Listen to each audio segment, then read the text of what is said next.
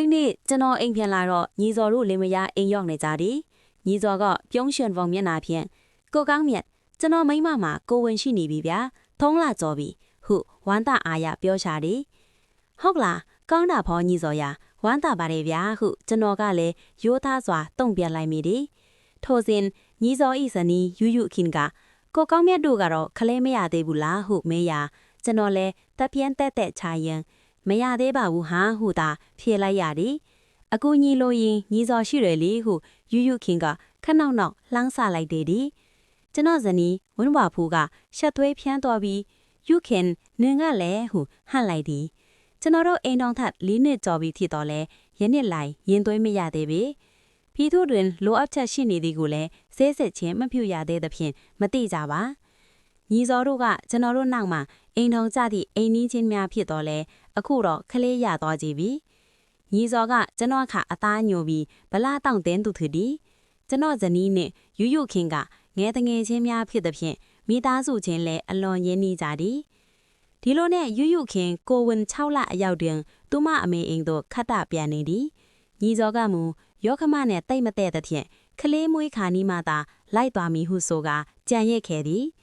ညီစော်၏စားရေးတောင်ရေးကိုအိမ်နီးချင်းဖြစ်သူကျွန်တော်တို့အိမ်မှာပဲလာရောက်အားကိုးရသည်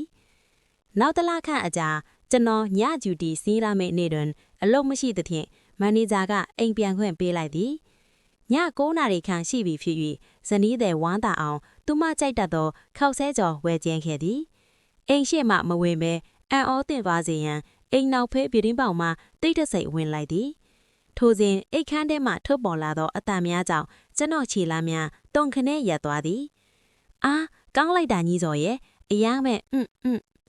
သွေးပြမတတ်ခံစားလိုက်ရသောထိုအတန်များကြောင့်ကျွန်တော်ရင်ထဲပြေးယူပြေးထိသွားရသည်အိတ်ခမ်းနေရန်အပေါင်မှတစ်စင်ချောင်းကြည့်လိုက်မိစဉ်မြင်လိုက်ရသောမြင်ကွင်းကကျွန်တော်ကဘာကိုမှောက်ခုန်ထစ်သွားစေသည်ညီစော်ကကျွန်တော်အမျက်နှိုးဆုံးထစ်သောဇနီးသည်ဤခန္ဓာကိုယ်ပေါ်တွင်အသားအဆမဲ့သောတတ်မှတ်မှုများဖြင့်ကျူးကျော်နေသည်သူသည်ဝင်းဝါဖူး၏စပင်ရှည်များကိုလက်တစ်ထက်ဖြင့်စုကင်ကအရှိန်ဟုန်ပြင်းစွာဖြင့်စိတ်ဟိုင်းဝင်သလိုပြုတ်မှုနေပြီးဝင်းဝါဖူးမှလည်းထိုတတ်မှတ်မှုများကြားတွင်ရုံးမထွက်နိုင်ပဲအသားတကြီးမင်းလိုက်ပါစီးမျောနေလေတော့သည်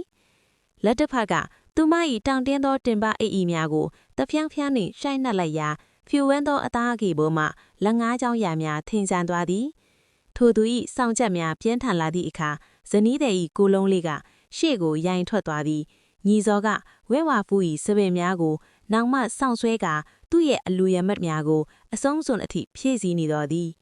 ထိုမြင်ကွင်းမှာရုပ်ရှင်ကားများတဲ့အတိုင်းပြင်းပြလွန်းလာသလိုဇနီးသည်၏မျက်နှာမှာလေရခင်ကကျွန်တော်တခါမှမမြင်ခဲ့ဘူးသောကာမစိတ်စဉ်ကိုအပြည့်အဝခံစားနေရသည့်ပုံစံမျိုးဖြစ်နေသည်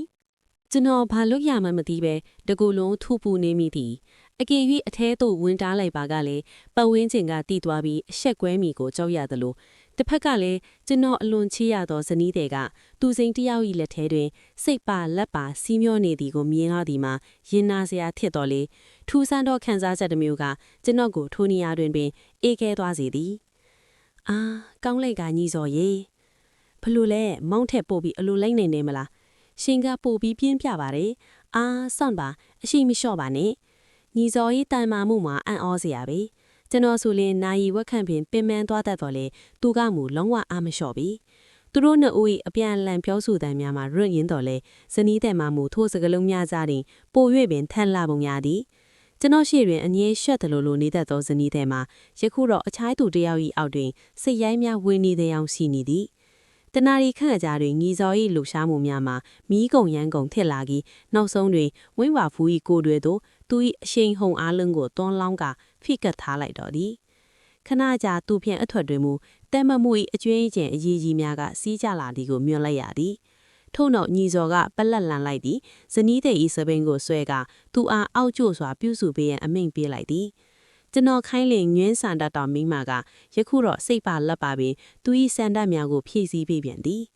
ညီစော်ကစပင်းကိုဆွဲကြိုက်ကသူ၏စန္ဒများအထွတ်ထိပ်ရောက်သည့်အထိဇနီးတဲ့၏မျက်နှာကိုဖိကက်ထားသည်မှခက်ဆက်ဆက်၄၅ချက်ရိုက်ကလွတ်လိုက်ပေသည်နှစ်ယောက်သားမောဟိုက်စွာဖြင့်ရင်ခွင်ချင်းအကမိန်နေကြသည်ကျွန်တော်လည်းသူတို့ထွက်လာလျက်မိသွားမိဆိုသဖြင့်အလုတ်တို့သာခတ်တုတ်တုတ်ပြန်လာခဲ့ရသည် အလုတ်ရောက်တော့လဲစိတ်ထဲတွင်ထိုမြင်ကွင်းများကသာတဝဲလဲလဲရှိနေပြီးထူးဆန်းသောဖီများတက်လာကတကိုရေစိတ်ဖီဖြောက်လိုက်မိသည်မနက်လင်း၍အိမ်ပြန်ရောက်တော့အခါဇနီးတဲ့ကဘာမှမဖြစ်ခဲ့သလိုပင်အလှပြင်ကကြိုနေသည်မောင်ပြန်လာပြီလားမောင်အတွက်မိုဟင်ကပြင်ခါတယ်နေအောင်ဝါလေးကော်ဖီဖြော်ဖေးဦးမယ်ဟုဆိုကနောက်ဖဲသို့ဝင်သွားသည်သူမ၏နောက်ကျောအလှကိုကြည့်ရင်ညာကညီစော၏လက်ချက်ဖြင့်တုံခါနေသည့်သူမ၏တင်ပအကကိုပြန်မြင်ရောက်လာသည်မိမညီစောကလာသွားသည်လားပုံမှန်တိုင်းမှာမေမောင်ရဲ့သမင်းကြိုက်လာယူသွားတယ်သူမကဘာမှမဖြစ်သလိုဟန်ဆောင်နေမှတော့ကျွန်တော်လည်းမသိချင်အောင်စောင့်နေရယုံတာရှိတော့သည်အချက်ခွဲမိကိုလည်းကြောက်တယ်လို့မိမကိုလည်းမစွန့်လွတ်နိုင်ပြီညရောက်တော့ညီစောကပုံမှန်အတိုင်းပင်အရက်လာတောက်ပြီးပြန်သွားတယ်ထိုညတွင်ကျွန်တော်လည်းဇနီးတဲ့ကိုအစပြိုးပနည်းအနီးဖြင့်သူမ၏နှုတ်လွှားလားကိုစတင်နှမ်းရှိုက်လိုက်လေသည်မျက်လုံးထဲတွင်ညီစောဟိတမန်မှုများကိုဇနီးတဲ့အလိုလိုက်ယူရပြနေသည့်မြင်ကွင်းကပြန်လည်မြင်ယောင်လာသည်ထိုအတွေ့ကကျွန်ုပ်ကိုပူ၍စိတ်လှရှားလာစေသည်ကျွန်တော်သည်သူမ၏နူးညံ့သောလူခွက်ချက်များကိုမျက်နှိုးစွာနမ်းရှိုက်ယူရမိသည်ညီစော၏အရှိန်အဟုန်ပြင်းသောကျူးကျော်မှုများကိုဝင်ဝါဖိုးကမိတို့ခံစားခဲ့ရမည်ကိုတွေးတော်ရင်းကျွန်တော်ပို၍စိတ်ပါလက်ပါပြုစုမိတော်သည်မိမရဲ့ကိုအလိုလိုက်ပေးပါအောင်လားမလွတ်ချင်ပါဦးမောင်ရဲ့ဒီအတိုင်းပဲနေပါရစေစိတ်ထဲတွင်တော့နှိုင်းရှင်မိကရင်ထဲတနုံနှုံခံစားရသည်သူစင်းကရောက်ဤစန္ဒများကိုတော့စိတ်ပါလက်ပါဖြည့်ဆည်းပေးခဲ့ပြီးမိမိ၏ခင်မွန်းကိုကြားမှရှက်တယ်လို့ညူညင်းတယ်လို့လုပ်နေသည့်သူမ၏အပြုအမူကကျွန်တော်ကိုဝေခွဲမရဖြစ်စေသည်ဒါဆိုလေးဘက်ထောက်ပေးပါလားမိမဟာကွာမောင်ကလည်းဒီအတိုင်းပဲလုပ်ပါအင်းလုတ်တီလုတ်ထားရတာညောင်းနေပြီအိတ်ချင်ပြီမြ မြန်ပဲလုတ်လိုက်တော့နော်ညောင်းနေပြီဆိုဒီမှလည်းမဆန်းပါဘူးမင်းညကတညလုံးညီစောဤကောက်တွင်သူမမိမြအားရင်တုံခဲ့ရသည်ကိုကျွန်တော်ကိုယ်တိုင်မြင်ခဲ့ရသည်မဟုတ်ပါလားကျွန်တော်လည်းဘာမှထောက်မဖြောတော့ပဲပုံမှန်အတိုင်းပင်10မိနစ်ခန့်လှူရှားသည့်နောက်အဆုံးသတ်လိုက်ရသည်နောက်တစ်ချိန်ညကျူဒီကြားသည့်ရရောက်လာပြန်သည်မသွားကျင်တော့လဲမလွဲတာတချင်သွားခဲ့တော့လေစိတ်ကတော့အိမ်မှာပင်ကြံရစ်ခဲ့သည်ဝင်ဝါဖူးတယောက်ညီစောနှင့်ထပ်မှန်ညီးသွဲနေအောင်မီမှာမြေကြီးလက်ခတ်မလွဲအလုတ်လုတ်နေရင်စိတ်မဖြောင်းတဲ့ချင်းည9နာရီခန့်တွင်ဖုံးဆက်ကြည့်လိုက်မိသည်မိမလားဟုတ်အကိုဘာဖြစ်လို့လဲအာဖတ်ဖတ်ရှူညီစောဖြစ်ဖြစ်ယောက်ျားဖုံးဆက်နေတယ်လေပြောလီအကိုဘာဖြစ်လို့လဲသူမ၏အတန်များကတုန်ခါနေသည်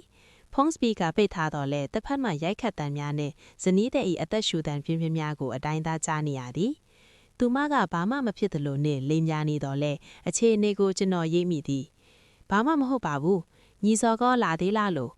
အာလာသွားပြီအကိုထမင်းစားပြီးပြန်သွားပြီအာဖုန်းထဲကစင်သူမ၏ခံစားချက်အထွတ်ရောက်နေသည့်အတန်များကိုကြားရသည်မှာထူးဆန်းသောရင်ခုန်မှုတစ်မျိုးကိုပေးစွမ်းသည်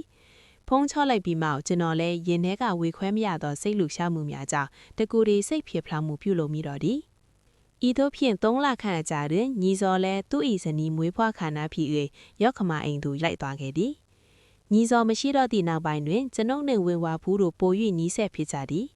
ညီစောချန်ထားခဲ့သောနေရာတွင်ကျွန်တော်ကပြန်လဲအစားထိုးကသူမ၏အာသာဆန္ဒများကိုအရင်ကထပ်ပို၍ဖြည့်ဆည်းပေးနေမိတော့သည်ညီစောပြုမှုခဲ့သလိုမျိုးဇနီးတဲ့အပေါ်ခက်ကြမ်းကြမ်းယူယူရရပြုစုရသည်မှာကျွန်တော်အတွက်ပို၍စိတ်လှုပ်ရှားစရာကောင်းလာသည်ဝင်းဝါဖူးမှလည်းညီစောနှင့်ပတ်သက်ခဲ့သည့်အတွေ့အကြုံများကြောင့်လားမသိယခုတော့ကျွန်တော်မိသူပင်ပြင်းပြသူမပေါက်မှလည်းအလိုက်သိစိတ်ပါလက်ပါပင်တုံးကလန်လာတတ်သည်ညီစောမရှိတော့သည့်နောက်ပိုင်းကျွန်တော်တို့နှစ်ဦးကြားကဆက်ဆံရေးမှာအရင်ကချက်ပို၍အသက်ဝင်လာခဲ့သည်တလခန့်အကြာတွင်တော့ဝင်းဝါဖိုးကအားရဝမ်းသာစွာထင်ကျွန်တော်စီပြေးလာခဲ့သည်မောင်ရီမိမစီးစစ်ကြီးတာကိုဝင်ရှိနေပြီတော့ကျမတို့ရင်သွေးလေးရသည်လို့ဝမ်းသာအားရအိုပြောလီသည်ကျွန်တော်လည်းထိုသတင်းကိုကြားရသည်မှာအယမ်းကိုဝမ်းသာမိသည်အထက်ကမှစိတ်ပါလက်ပါဖြစ်ဖို့သာလိုရင်းဖြစ်သည်ဟုကျွန်တော်နားလေလိုက်သည်ဇနီးတဲ့ကလည်းစိတ်ပါလက်ပါလက်ခံခဲ့သည်ညီစောကလည်းစိတ်ပါလက်ပါအစွမ်းကုန်ကြိုးစားပေးခဲ့သည်ကျွန်တော်ကိုယ်တိုင်ကလည်းအရာအလုံးကိုစိတ်ပါလက်ပါကြည်ဖြူစွာဖြင့်စောင့်ကြည့်ခဲ့သည်အခုကြည့်စမ်းအရာအလုံးကကျွန်တော်တို့လိုချင်ခဲ့သည့်ပန်းတိုင်ကိုရောက်ခဲ့ပြီမဟုတ်ပါလားနှစ်ပေါင်းများစွာစောင့်မျှော်ခဲ့ရသည့်ရင်သွေးလေးကိုအခုတော့ကျွန်တော်တို့ပိုင်ဆိုင်ခွင့်ရရှိခဲ့လေပြီ